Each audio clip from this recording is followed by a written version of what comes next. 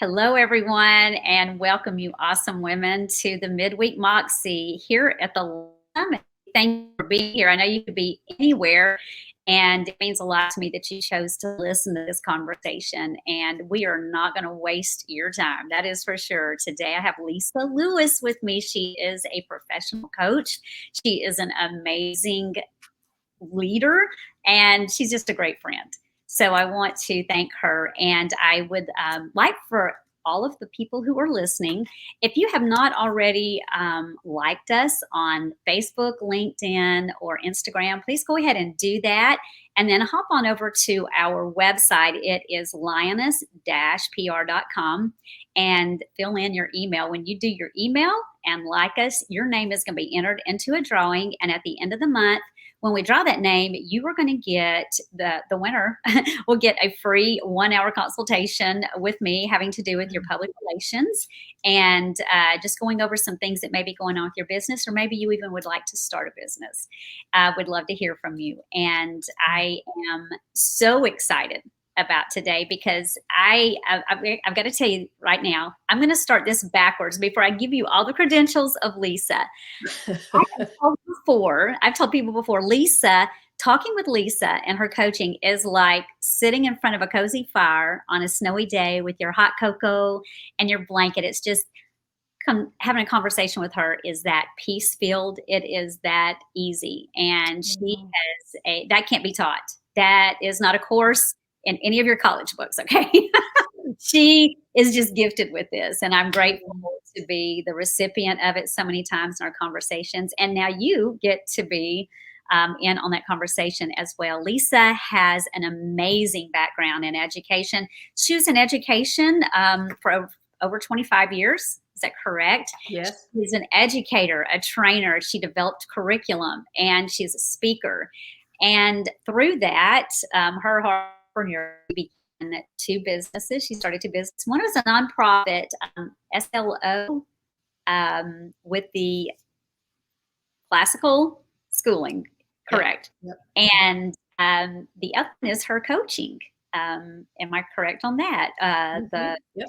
Hey, good. And she has a wonderful podcast, and I can't wait for her to tell you a little bit more about that. Lisa has been a dear friend. I met her through a organization that we are both members of. It's called Forward Women's. It is a Christian business women organization. I highly recommend you take a look at it. Yep. She is a mentor on there. She's using all of her skills of coaching and education to be a mentor on there. And I've been one too. And I'm telling you right now, if you've never looked at this company, this organization, please do. Forward is worth taking a second look at. So we're going to hop right in here with Lisa. Lisa, you have such an abundant life. It is so fun to read. I would like for you to share with people what you're doing now. And then we'll start from now, and then we're going to work backwards a little bit. Oh, that sounds fun. Yes. An abundant life. Boy, sometimes my dear husband would like our life to be more simple, and because he's a different Enneagram type than I am, and so there have been times. Share with us. What are you on the Enneagram? Oh, I'm an Enneagram 7. And so lots of color, lots of ideas, lots of fun, lots of enthusiasm. This is how I'm wired. And so abundance, yes, because the downside of a 7 is unfortunately gluttony. So if some is good, more is better. So if there's a book on something, I want all the books that are on that topic because I want to read it all and know all the ideas. Yeah. So what I do now is try to learn how to be the best version as God has wired me. And that is how I coach women to help them learn how they're wired, what God is drawing them toward, how to let go of self-limiting beliefs that have kept them from stepping forward, trusting that they're being led into potentially a new direction. And so I have to do that work myself so that I can say, you can take that step. It's going to hold you. you can take that step. Because, you can't help somebody, walk with somebody to a place you haven't gone yourself. So what I do now, you can see all these different paintings behind me. I did not know that I had an artistic bent in my body, but during COVID, I signed up for some online painting classes and have had so much fun painting, drawing, painting, playing. Love that. That is so much fun. I get to see this. So that's what COVID did to you, is brought out the artist in you. It is exactly. So And as a 7, I get that yeah. because I'm a 7 too. What else did you get from COVID? I mean, Oh my goodness. I learned that, well, and through a series of things you were talking about now, and backing up a little bit. Now have grown used to being quieter, mm, which is not the role that a 7 usually plays. The 7 wants to be involved in all the fun and all the planning and all the looking forward to what lies ahead. But during COVID, with can't go on an airplane someplace, can't get together with, in my case, grandkids, and some of those kinds of things that would be normal, I have learned to be able to be comfortable with mhm, quiet. And that is a gift I don't want to give up. I didn't realize how beautiful the quiet, the being able to be centered and focused. I mean, I know that we've all heard, these are important spiritual practices, and these are disciplines that you can implement in your life, but when it's forced on you, you can kick against the goads, like Paul said, or you can learn how to surrender to your circumstances. And that's something COVID has given me. And so I know how hard it is, and I know the benefit of it. So again, actually doing our work, emotional work, spiritual work, physical work, the activities and things, it really pays off, but it's still hard sometimes. So, yes, I can relate. And I'm like you. I've had to learn to be okay in the quiet, mm, be okay in the calm, yeah, because I was like, can't can't do anything. yeah, And you can only, and then by myself. And then I did get COVID during Christmas. I yeah, had no symptoms. I was asymptomatic, but then that killed Christmas. That meant I didn't get right. to go to Christmas, so I sat here by myself at Christmas, and that Mhm. was brutal, Oh, I bet. so Yeah, hard. And I went through I'm feeling sorry for myself and whining, and I was like, wait a minute, there's people in the hospitals, right. and there's people who have lost loved ones this year. Yeah. So um, while I was having to deal with my own frustrations with it, Mhm. it made me realize a deeper level of it's going to be okay. But you can say that, but then when you go through things, you're like, it's going to be okay. It truly Yep. is, and Yep. I'm grateful for that, and that Yeah. that God's been able to teach me. So I think the beautiful thing that I hear you saying, Darla, is perspective taking. mhm, yes, And we can err on the side of, it's called comparative suffering. Well, I don't have it as bad as them, therefore what I'm going through, I ought not to, feel the pain of it, or it's not that big a deal, or those kinds of things. But honestly, we have the experiences that we have, and God's not going to waste that. So what can you learn in the midst of it? How to sit in that discomfort, most of all, and recognize he hasn't left you. He's sitting with you too. yeah, And yet to be honoring other people's experiences at the same time, and recognize, wow, I can be grateful for where I'm at, even though it's hard. So both things can be true, right? yes, and that's why I love talking with you. You have such an introspective and a deep insight. I have always marveled, and I'm going to say, I don't say that word about a lot of people, but I have marveled at your Mhm. ability to listen to people and gain this insight and to share it with them. But you're great. And I do mean this. You are gifted at asking questions. Mhm. And I love being around you because I almost want to say, like, is it rub some of that off on me because you really do. You've got a gift with that. Not everybody can do that. And that comes not just from listening, that just comes from a lot of experience of you going through life with other people. And I believe that is some training too. I mean, I'm not going to discount your education by any level at all. You are very professionally certified. I think you're now. What all are you? We're all. What's the alphabet soup behind my name?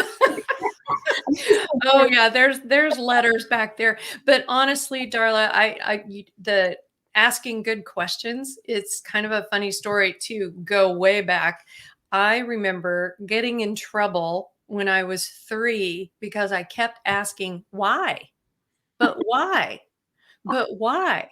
And that is actually, if you want to talk about a way somebody's wired, that is something that God did in me that has never been squelched as many times as different teachers, my parents, it's my aunt. I remember my aunt visiting and saying, "You don't need to have something to say about everything." Like, but I'm just curious.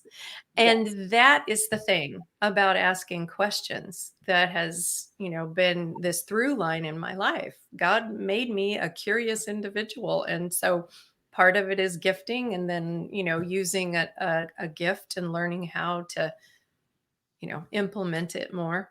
Yeah. I love hearing you say that because that is me too. I've always been inquisitive. I've always been the one who would ask. And when you would give me an answer, that wasn't good enough. I wanted to know the why behind the why. Mm-hmm. And Mm-hmm. I went through several years in a relationship of where that was pushed down in me. Stop asking questions. That's disrespectful. That's rude. You don't ask me questions. And so I stopped doing it because it was easier to stop that in me than to deal with all the situation. And so it's just now coming back in me. And I'm loving it because I'm finding that through my asking and my researching, I'm finding amazing women like you, Lisa. I am finding so many wonderful things going on in my life. So the inquisitive nature in me is bubbling back up, and I love it. Love it. I've always had a huge curiosity of everything, Yeah. and not the engineer kind, like I want to rebuild it. I just want to know, how'd you do it? Right. I don't want to do it. I just want to know, how did you do it?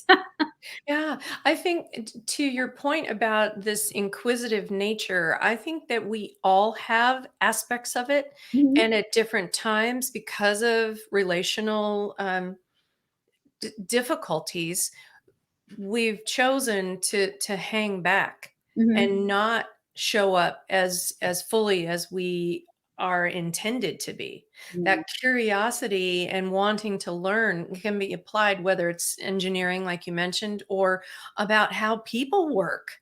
Yeah. That's been my whole world is through education and then the training as a coach and then learning about organizational leadership and where I'm at now, it's like, how are people wired? How are they responding to this? Mhm. How can we learn to be optimally functioning?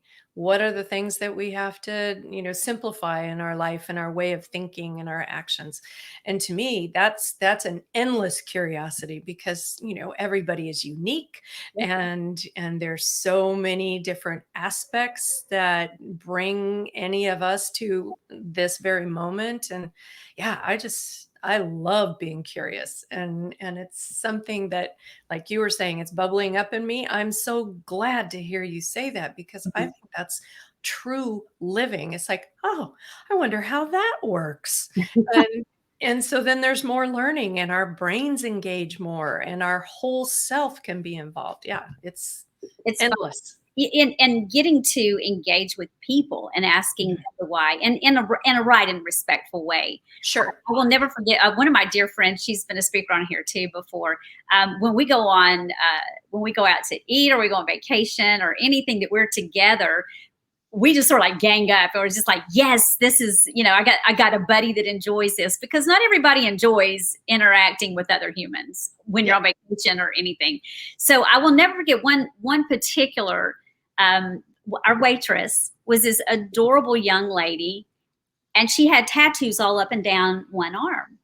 And that fascinates me, because most people who have a tattoo have a story behind that tattoo. Yes, they Most do. people do.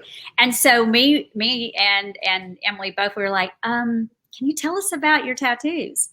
And as she was talking, she started crying because it was telling a story. She would say, this one was when I think her brother died. Mm, The other one was when she became a Christian, and she said that was the first time I ever felt free from all of my self hatred and everything. And she started just crying, and she said, I went through because she had been through so much abuse as she mm, was growing up. mm. She had poured that out into eating. And she said, I gained an enormous amount of weight. And she said, because I ran to food. And she said, but then when I became a Christian, she said, the first thing I wanted to do was to honor what God had given me and get my health back. And Oh, she said, that's what that is. And so as she started telling, we were all crying because I was like, if I hadn't asked why, I wouldn't have had a chance to engage with yeah, her, get to hear her story, give her a yeah, chance to share her story and how yeah. redemptive her life is. Mhm. And it's exciting to Yeah, see people absolutely. come from a place of frustration or brokenness, or just where they just feel Mhm. stopped and they don't know what to do, to that aha moment of, I am more. What does more look like? And they Right. start asking the why. Well, okay, God, why me? Why do you want me? And what can I do? Mhm. And as I'm growing, not just as a person in age, but as I'm growing as a person in Christ, Right. I value that, because that to me is just God stepping out of a time frame saying, it doesn't matter if you're 5 or 50 or 90 or if you're 12. Right. I love you. I love your Mhm. soul, and I want to bring abundant life to you. And I want to redeem what life has tried to pull you through. Yeah. And he's the only one that can do it. And that's why I love getting to share your message here. As a entrepreneur, I would love for you to share with people why did you start businesses when you were doing great with education? Yeah. What in your heart triggered you and said, okay, this needs to be done? Oh my goodness. Yeah, Because that's a entrepreneurs, really good question. And truly, I never saw myself as an entrepreneur. That was not like I want to do these things. For me, in helping start the school, Slow Classical Academy in 2005, it was a dream that God had planted in my heart all the way back to 1981 when I started teaching school, and I saw these little people's faces eager to learn and excited. But as the year wore on and the way that we were teaching and how it was very lockstep, and this is what you need to know, and this is how you're going to learn it, and they're being evaluated on that. I saw some of these kids just kind of glaze over and go away. Their vibrancy had left them, their eagerness to learn. And so in that very early time, because I knew I was called to be a teacher, I mm, prayed, Lord, show me a way to bring the light back in their eyes. mm. And every year, every class, I would do things differently. Being a 7, I'm not gonna do the same thing the same Yes, way. why That's just not how I'm wired. In fact, you probably can't read this, but my necklace says, "Think outside the box." I want that necklace. I need that. That is me. That was given to me actually by a family that joined us at the school right at the very beginning, because my challenge to all the parents was to learn how your child is wired Yeah. and help them grow into who they're called to be. And the way they learn, because I Yeah. learned completely different than anyone else. And the Yeah. hardest thing for me, because not only am I 7, I have ADHD. And Okay. so Yeah. me sitting in a class for an hour with your back turned to me while you're writing on a chalkboard, of course, I did not pay attention. I was listening to everything going on in the classroom, everything up and down the halls. And to just sit there and just stare or write or listen, you know, yes, I completely get it. Yeah. And I could relate. When you were saying that, I thought I would have been one of those kids. I would have been Yeah. one of those because I love learning. I cannot get enough learning. I love it. Yeah. But I like to do it in an active way. I don't Hmm. I just sit down and you just talk. I want to interact. Or put you in front of a book that you have to devour and then regurgitate just with facts and figures. There are so many things. I mean, I could turn this into a lecture on why education needs to be changed, but I won't. Your question was, how did I know that that was what I was supposed to do? And in part, it goes all the way back to when I first began in my teaching career, but it was really solidified when I had my own kids. Mm, And I knew, I saw the eagerness in them, and they also did not fit the box. Both being boys, first of all, because education is designed for good little girls to sit at a table and listen.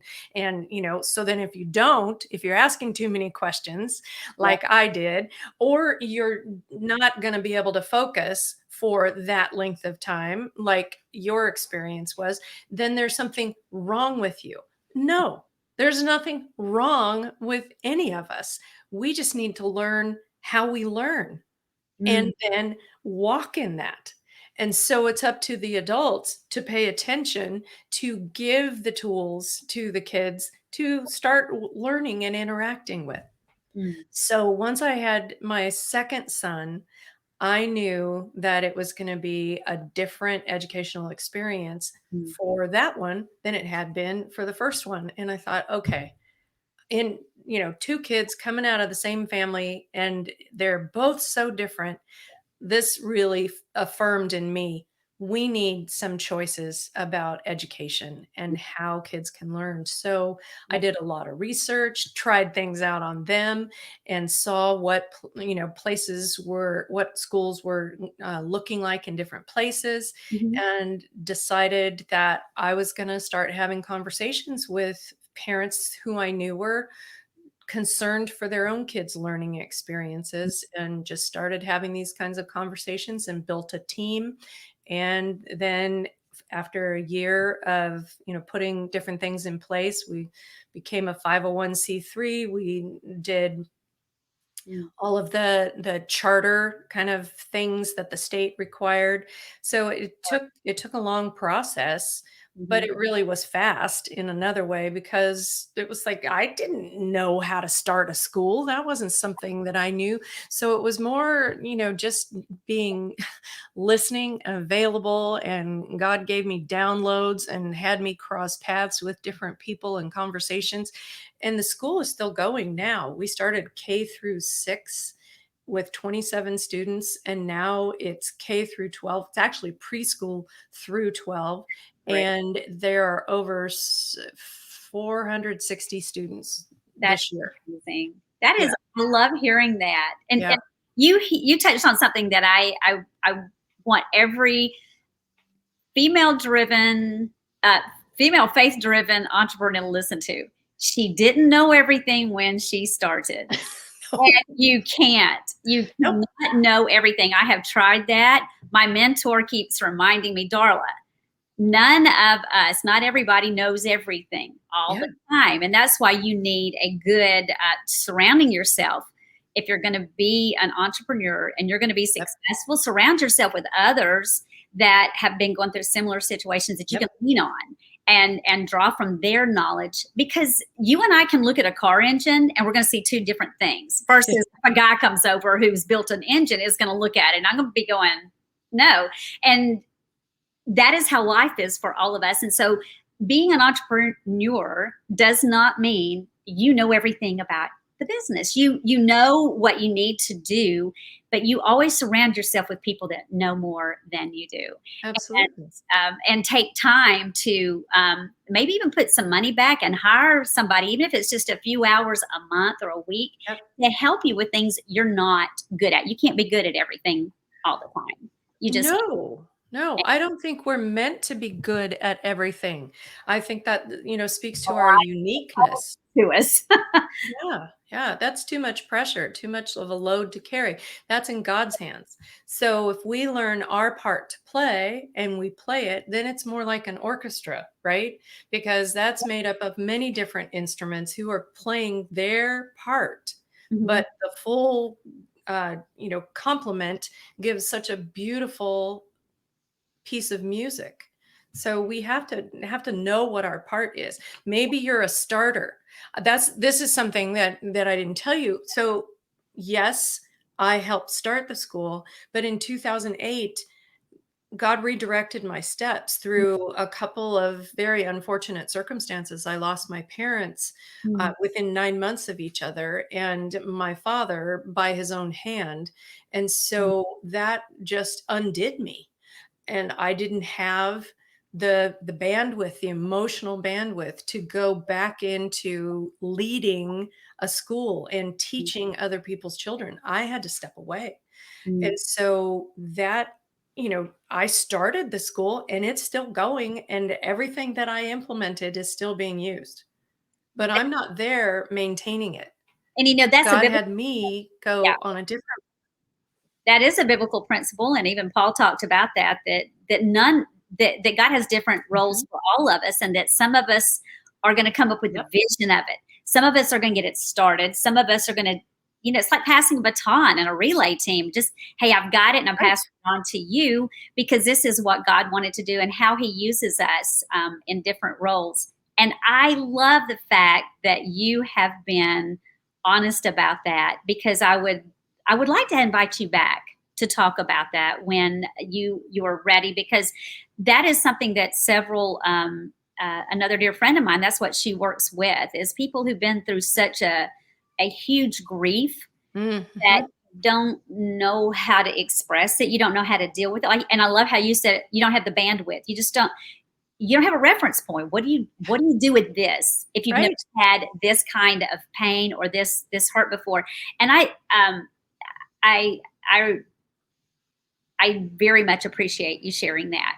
I do, and I'm going to go ahead right now and invite you come back another time, and I would love for us to share that with people, because Mm. as a number one, as a Christian, and as a female, and as a business person, sometimes you don't have the opportunity to get to step back Right. and deal with that bandwidth. And so therefore you have to push it down and Right. hold the family together, keep bringing the money in, show up, be responsible, and keep things going. Yep. What does that do to you? Yeah. And that is like holding a time bomb inside of you, literally, and Yep. thinking it's going to be okay. I'm okay. I'm fine. I'm fine. I need that Well, assurance. and to that point, Darla, that's exactly what I tried to do. My mother passed away at the end of the school year, Mm, and I kept working, and my business partner said, "In October, once we've gotten the school year rolling, I want you to take 2 months and press pause." Now, she herself, her education background is she's got a PhD in clinical psychology. see, So you the important part. she understood, as a Christ follower and as a skilled and trained, therapist, Mhm. you can't push down grief forever. Yeah. You can for a period of time, and that's different for every person. But the pressure of grief and pushing it down is going to show up in different ways in your life, and you need to deal with it. And that's true. And somebody told me for them, it was like trying to hold a beach ball underwater. Yeah, It's going to come up. It will come back up to the surface. that's right. It might go out that way. It might go straight up and hit you in the nose. It could go all kinds of ways, right? But that's a great analogy for that. And you have to learn to make space for loss. And in this past year, my goodness, 18 months now, have we not experienced so many different types of loss? Mm. And that's, brings me to where I'm at and what I'm doing now. God is showing me how to bring the experiences of loss and grief that I have had to walk through, that he's given me space and time to process, and how to help others do the same thing.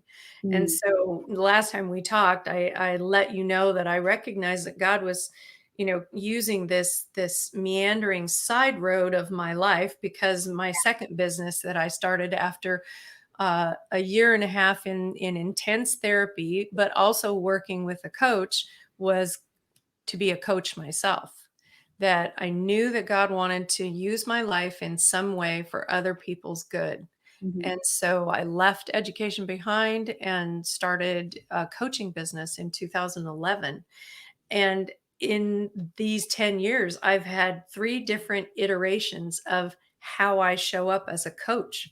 Wow. And that's just, again, this is God, saying, now we're going this way. Now we're going to do Oh, this. And you're growing and you're evolving, yeah, and through experience, through knowledge, through just being aware of, you've gotten more, you have brought in more intelligence, more depth in your heart, more awareness. And of course, that's going to, if you're a good coach, you're going to constantly be growing forward. And hopefully, yes. yeah, well, like I said, if you're a good coach, because that's hard to do. Yeah. That is hard. Well, anytime doing your own work is a challenge. It That is always is. that is very true, and I've found that out. That was one of the things that I have loved, as someone who enjoys public relations and helping promote people. Lisa, I don't even bat an eye of getting to promote somebody, and I know what to do and can help them with this. But then when it comes to me, I was like deer in the headlight. I was like, Oh, oh gosh, I've got to say something about me. yeah. Oh, I don't want to do that. And I would do everything else but that. So that was a big transition for me, was learning how to be Mhm. comfortable. And I've had to do baby steps of being vulnerable, Right. because I had, when I first started trying to be vulnerable, it was like I hit a wall. And it was because, Mm. going back to when I went through the divorce, I just put my head down. I went straight into, I got a tutor, and I was going to take all the tests, and I got my master's and was taking classes and working 2 jobs. Yeah. Talk about pushing stuff down. And Right. I did my, they have a program when a lot of the churches do, and I think even communities, because it's aimed at everyone, even though it is faith based. If you've been through a divorce, they have a 13-week course called Divorce Care, and I Oh, highly recommend it for anyone who has been through a divorce, because it takes you through 13 weeks of 13 different topics of what you can expect to deal with. oh, It's good. great. It's just like an overview. It's not meant to be deep therapy. It's just to prepare you of the fact that, number one, whether you like it or not, you're here. Mhm. And you're going to be facing difficulties with your anger, with your family, with your children, your finances, where you're going to live, how you start over again spiritually and everything. And Mhm. it's wonderful. So I thought, I've been through that. I'm good. I'm fine. And so I just would go on. And, I've got my master's. I've been through divorce care. I'm good. I'm fine. And there was so much that I wasn't aware of until I started being, I was put into a position of, okay, this is your job at now, with what you're doing here, is to be just honest and vulnerable with people and ask them why, Mm. and just put yourself out there.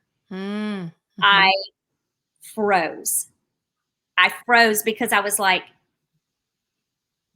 I didn't want to be vulnerable, because I hadn't dealt with a lot of pain. And it's not that I Uh, was bitter or unforgiving. I just completely I wanted to put that in the closet behind me. I just wanted mhm. to shove it away. And it kept coming back out. But through all this, I have learned how to articulate what the pain was, and articulate, Mm. and it would show up at different times. There was one time I was not even thinking about that. I was working on a totally different project for the Lioness Summit. And I was putting out a video about people being kind. And I was excited about, how I was going to do that. But I just started squalling as I was watching all these amazing videos of people being kind to one another. And Mm. I just started crying, and it hit me like a ton of bricks. After 8 years, it was like, I, I wasn't shown kindness. Mm. And I never articulated that, but Mm-hmm. that is a fruit of the Spirit. That is something that a Christian should be doing. And if they're not doing, they need to pay attention to that. And if you're not a Christian, it's really hard to be kind all the time. Now, we are all going to be kind if we see, a kid running out on the road, we're going to grab a kid. But to be kind and put other people in front of you, especially your loved ones, and to be sacrificial and let someone else, shine. And I was never allowed that. And Lisa, I just cried and cried. And I called my sister and I said, I figured out a key thing that I wasn't aware of. And so that is part of growing, part of part of being a great coach is being able to be sensitive to those kind of moments. Right. Ask why. You ask great questions. You ask very good questions that leave people going, I need to think about that. But that's good, because when you do that, it changes lives. And as you have said, So I have a question for you, because okay, I'm listening to you tell already? this story, Okay. and I am naturally curious, but I also think that there's a purpose in this Mhm. for those who are going to be listening to, as you're listening to this. When you recognized that you had not been shown kindness, and you felt those emotions and you reached out to your sister, what shifted for you after that?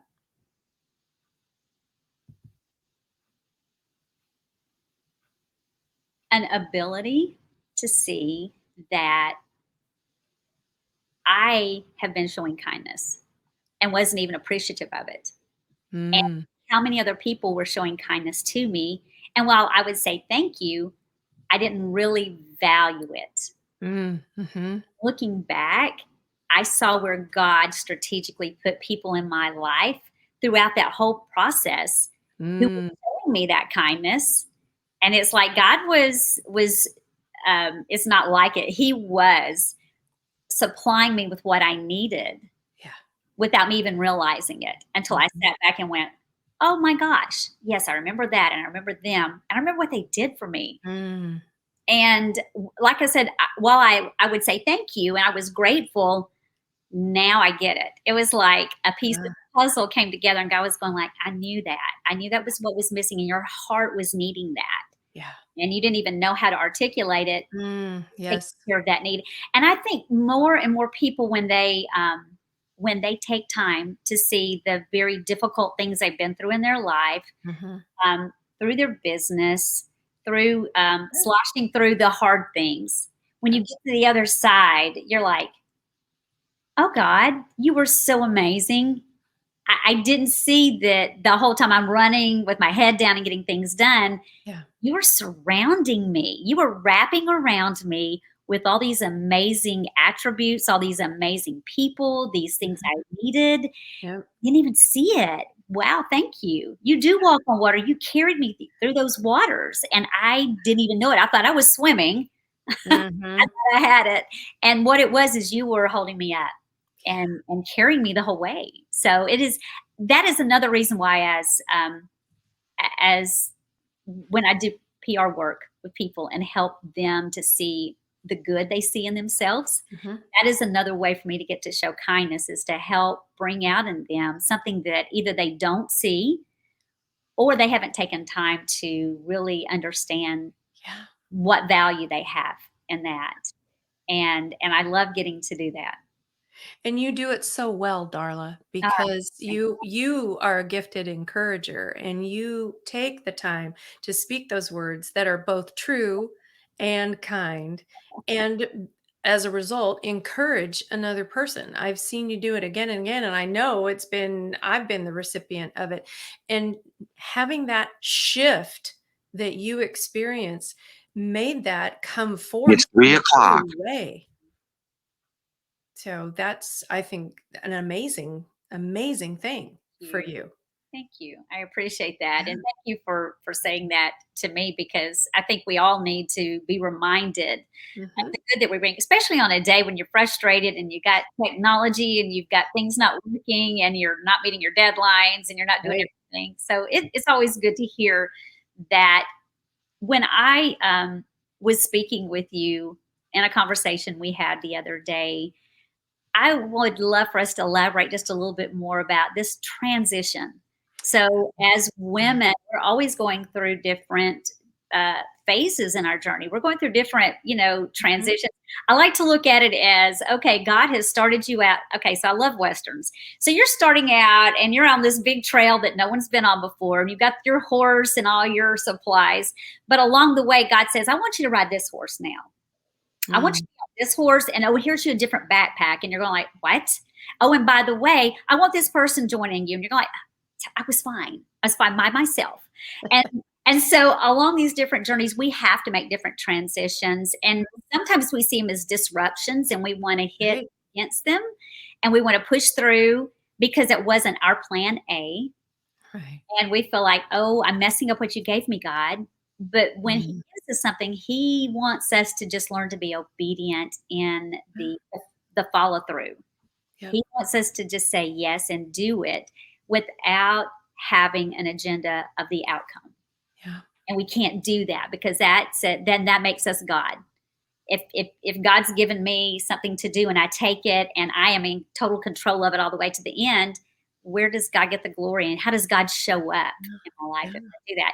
So I'd like for you to share a little bit for the faith-driven women who are listening and saying, how do I apply all this in my life? How do I transition from I love how you said about even being an empty nester, and now your nest is full of fur because you got puppies and kitty cats now in the house. I love that. Yeah. And how do you Uh, transition from that? How do you transition from one job to the other? How do you transition even after a grief, a loss? How do you keep mhm. moving forward after a huge loss? That's a big transition right there. Yeah. Oh, Um, yeah. I think it's a great question. How do we do this? And I know that there are lots of authors who have put together, here are 5 steps, here are 10 things to do. I will tell you that has not been my experience. mhm. What I have learned along the way is that each situation is unique, Yeah. and the information and knowledge and word that I need is given in the moment that I need it, Mhm. not from a big business plan, not from previous study or anything like that. Not saying that can't be used, but it's not dependent. Mm. God has equipped me as I've needed, Mm. and he continues to do that. And it has been such a journey of letting go of my idea of how things should be done Yeah. and learning how to lean into that unique yoke that Jesus has designed for me to learn from him. So that's, the title of my podcast, Let Go, Lean In. That's where it comes from, is Mhm. this journey of faith in walking out my business. Yeah. And it doesn't make sense in the world's eyes, and neither does faith in Christ. So that makes sense to me that they both don't make sense. But in the idea of a transition, it's an opportunity to examine, what are we holding Mm. and what are we needing to let go? Yeah. And if we're holding on to something because we think that's the way it needs to be done, we need to slow down and say, Lord, is that true? Mm. Is this still the way you want me to carry this, whatever this might be? Mm. And 9 times out of 10, we find out that that was an old way. Let it go. Mm. And God's going to give you new information. He's going to give you a remembrance of something that you used to do and how you have a new place to apply it. So a transition Mm. in its purest sense means you're not going to stay exactly the same. Yeah. And So that mindset that stretching. things have to be this way is the thing that's going to have to shift. And Yes. I love the idea that two things can be true at the same time. You can be scared to go through a transition, and you can be excited. They're Yes. not mutually exclusive. And we think so many times that it's either this way or this way. Mhm. No, but there can be two things being true. I can be in deep grief and experience deep joy Yes. at the same time. Mhm. It is not only one or the other. And so transitions are a place to stay curious, to be present in your circumstances and be willing to say, oh, you know what, this it's like an outfit that you've had too long and you're tired of it, or it doesn't quite fit the way that you want it to anymore. It's okay to let it go.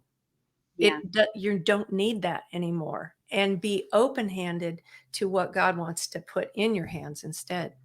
Wow. So, for our faith-driven, faith-focused women who are in business, that is challenging because the world wants data, systems, Mhm. outcomes, and predictability and projection. And so how do you do both of those things?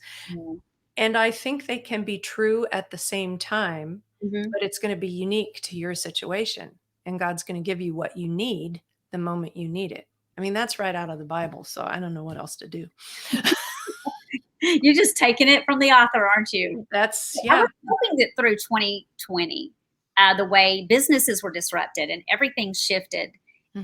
and how a lot of businesses had to come up with not only a plan B, but C and D and all the way down, Right, right, try to make sure they just stayed afloat. right. But in doing that, and I know personally for me, even through all the transitioning I've been through, when you are put in that situation, number one, you see what you're made of, and you will do Yeah, things, even the beautiful paintings behind you that you didn't think you were an artist, and now you're painting. yeah. So as a business, learning how to individualize and learning how Hmm. to say, I know it was always this way, but it's okay. This is working. This is working actually even better. And I've heard Right. people say that we have thrown the old model away. We were doing it Hmm. because that's what everybody expected us to do, and that's how everybody could communicate. Well, we're Right, throwing that away because we've had to, and what we're doing now, we're doing even better.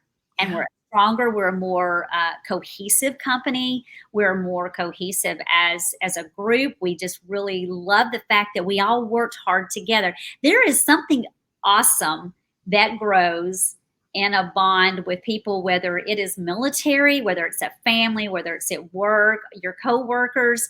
When you go through a difficulty together and you all work together to get to the other side, that changes you. It changes It's the true. dynamic, and Right. you become closer and a much more appreciative of each other. And That's I've so true. seen so many people do that through 2020, that transition that Hmm. they didn't like. No one says, well, us sevens we do. Us sevens are like, okay, let's do something new today. Yep. Most people, especially your analysts, are not going to be going, yay, let's just shake things up. Yeah, no. But but when you do and you see, oh, this is better, then stick with it. Don't be afraid of it. Don't be afraid that Right, that transition has taught you a better perspective, a deeper way of thinking, and right, has also expanded your whole look of what a business can be. Maybe you've even got more vision now of where right. you want that business to go. And I believe, and I know you do too, Lisa, because you've had to do this, especially starting a school. You need to have a plan. Yes. You need to have an end goal, Hmm. but you also need to understand that along the way, you may have thought it looks like this, and God was going, "No, I want it to look like this because there's other. Exactly. This isn't all about you." And I remember that Right. purpose, driven life. First chapter. This Yeah. is not about you. Right. Realize that and adopt that into your life when change hits and things aren't going how you thought Mhm. they would. Mhm. Say, well, okay, let me stop. Who all is involved in this? Maybe this isn't about me. Maybe this is about Right. a coworker or a family member, or maybe this is about a client that I'm working with. This Mhm. isn't about me. Maybe this is about a change they need. And Right. and I believe that's why people would be so smart to come to you for counseling, for coaching, because we all need to learn how to ask questions better. We all need to learn how to Oh, stop yeah. swarming when things go wrong, be okay in the uncomfortable, sit in Yeah. the uncomfortable for a minute and say, what is going on here, instead of like trying to fix it real quick. Right.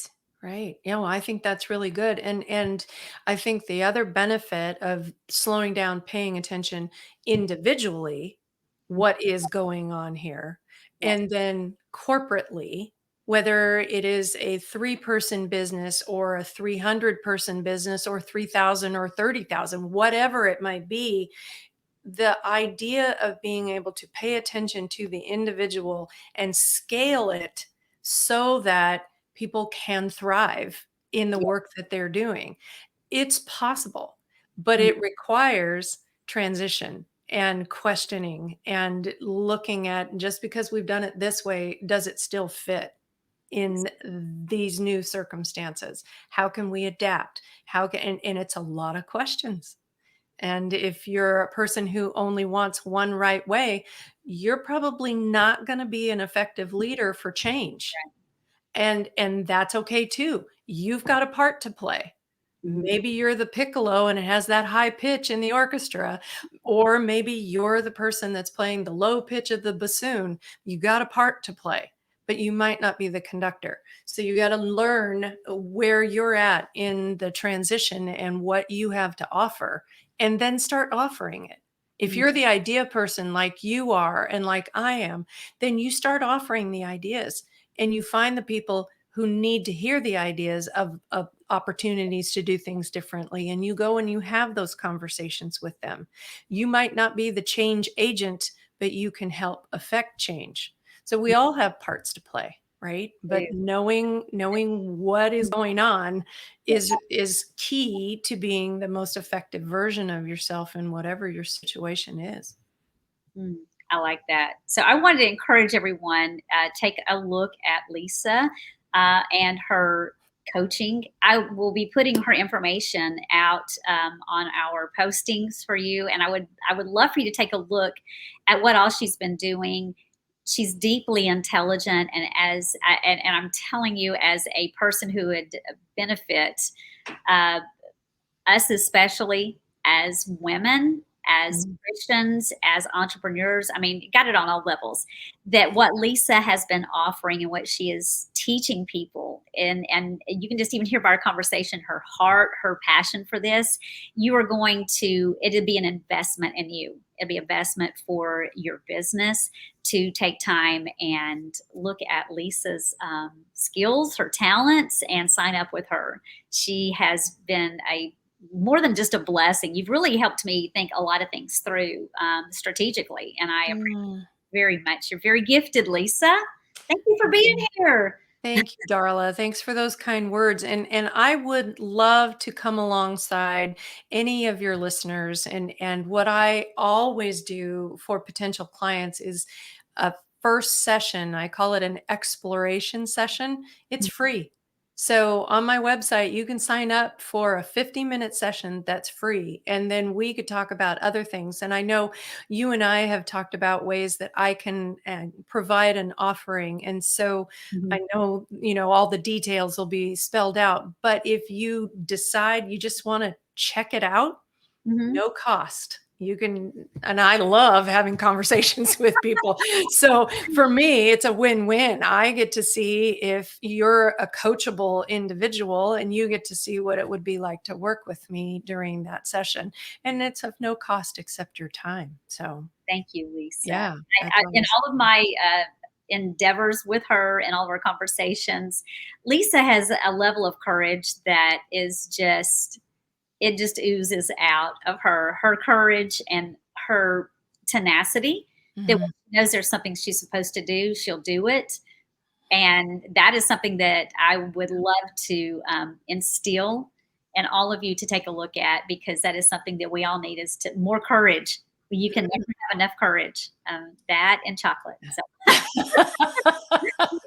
Yes, chocolate. Oh my goodness. chocolate, courage, and coffee. Maybe that's what I need to start calling this instead of a Lioness Summit. Oh yeah, courage and coffee and chocolate. We can have it all together. That's good. Please, thank you. And I do want to have you back again. I would love to hear from all of you listeners. Any thoughts that you had, any takeaways you had today. Would love to hear from you. So check us out on our website. Once again, it is lioness-pr.com. And you can also ask us any questions that you want to on our Facebook And we'll also be over on LinkedIn if you want to take a look at the business side of what Lisa and I both are doing. So Yeah. thank you for joining us today, Lisa. And thank all of you listeners for being here at our midweek Moxie. And Yeah. again next Wednesday. And we just appreciate y'all. Have an awesome day. Thanks. Bye. Bye.